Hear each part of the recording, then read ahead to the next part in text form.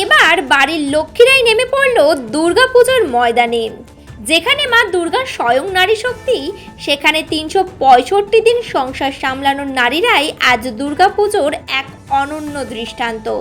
কারণ প্রায় ৩০০ জন মহিলা একজোট হয়ে ফুটিয়ে তুলেছেন লক্ষ্মীর ভাণ্ডার।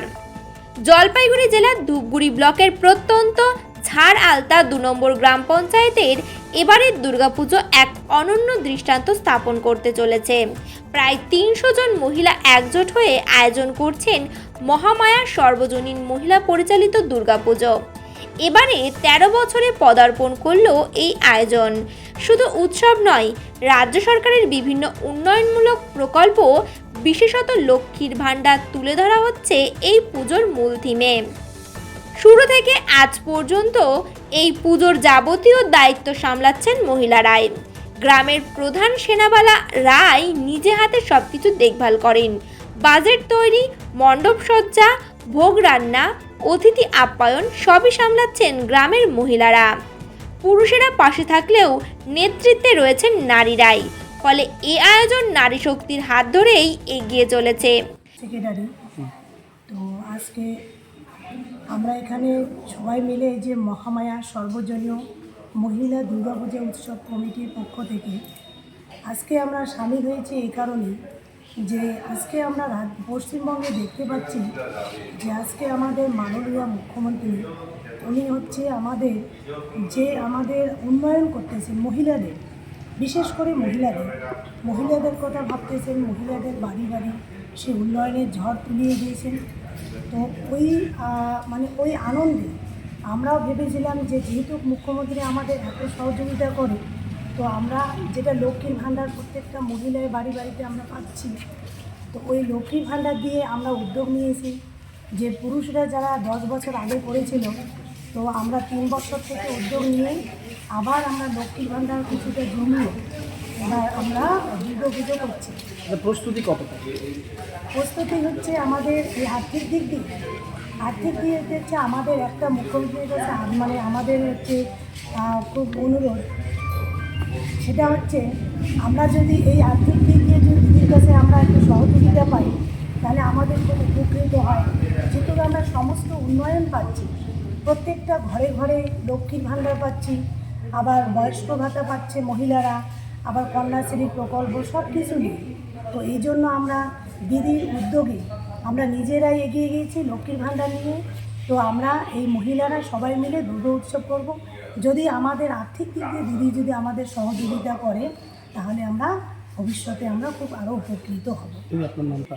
হ্যাঁ, এখানে টোটালটাই আমরা মহামায়া যুব সমিতি ও পাঠাগারের তরফ থেকে যে আমরা দুর্গাপুজো করছি 13 বছর থেকে, সেখানে টোটালটাই আমাদের মহিলাদের উদ্যোগেই আমাদের এই পুজোটা হচ্ছে।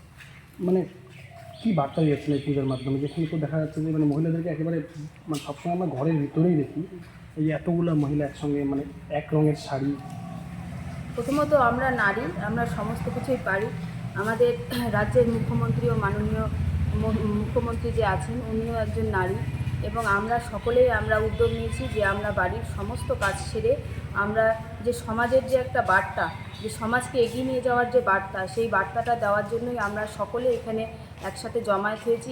এবং এই মহিলা কমিটি পরিচালিত যে দুর্গাপুজো, সেখানে আমরা 300 জন মহিলা আছি এই কমিটিতে, এবং সকলে উদ্যোগ নিয়ে আমরা এখানে একসাথে জমায়েত হয়ে আমরা এই পুজোটা করছি বিগত 13 বছর থেকে। এবং এটা আমাদের পুরুষরা করে গিয়েছিল, কিন্তু আর্থিক সহযোগিতা না পাওয়ার দরুন তারা এই পুজোটা কিছুদিন বন্ধ রেখেছিল, এবং তারপরে আমরা প্রতিটা বাড়ির নারীরা উদ্যোগ নিয়ে সেই পুজোটাকে উদ্যোগ নিয়েছি, এবং আমরা সেই পুজোটা করে যাচ্ছি এখানে। বলুন দিদি, আপনার সহকর্মী যারা রয়েছেন তারা বলছেন যে লক্ষ্মীর ভাণ্ডারের টাকা, রাজ্য সরকারের যে ফান্ডগুলো, সেখান থেকে তারা কিছু কিছু টাকা জমিয়ে এই পুজোতে তারা দিচ্ছে। হ্যাঁ, এখানে আমরা যে কমিটিতে যে 300 জন মহিলা আছি, সেখান থেকে আমরা আমাদের সকলে যে লক্ষ্মীর ভাণ্ডার পায়, সেখান থেকেই আমরা সবাই মিলে সেই টাকা কিছু কিছু করে সঞ্চয় করে এই পুজোতে আমরা কমিটিতে আমরা চাঁদা দেয় সকলে। এবং তারপরেও আমাদের আর্থিক সহায়তা পাচ্ছি না, তার জন্য আমাদের কিছু টাকাও সংগ্রহ করতে হয় চাঁদার মারফতে, সেটাও আমরা সকল মহিলারাই মিলিয়েই সেই চাঁদা সংগ্রহ করছি আমরা। মানে গোটা গ্রামে এই পুজোটা কতটা মানে কীরকম বার্তা দেয়, এই গোটা গ্রামের মানুষ সেখানে সামিল হয়? হ্যাঁ, এখানে হচ্ছে আমাদের একটা প্রত্যন্ত গ্রাম, যেটা আমাদের ঝাড়ালতাটু গ্রাম পঞ্চায়েত, সেটা ধূপগুড়ি থেকে আমাদের 20 কিলোমিটার ভেতরে এবং ফরেস্ট লাগোয়া আমাদের এই গ্রাম পঞ্চায়েত।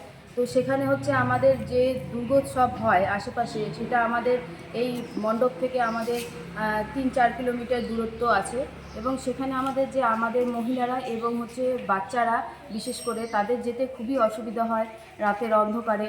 এবং এখানে পুজো আগে যেটা দেখেছি, পুজো হলে পরে আমাদের পুজোর সেই একটা জাঁকজমক, একটা আমেজ আমরা কিছুই পেতাম না, কিন্তু এখন আমরা নিজেরা পুজো করছি, নিজেরা হাতে পুজো করছি, তাতে কি আমাদের মহিলাদের একটা আগ্রহ বেড়েছে এবং জাঁকজমকটাও আমাদের ভালো হয়েছে এবং সকলে মিলে আমরা এখানে সারাদিন খুব আনন্দ উপভোগ করি।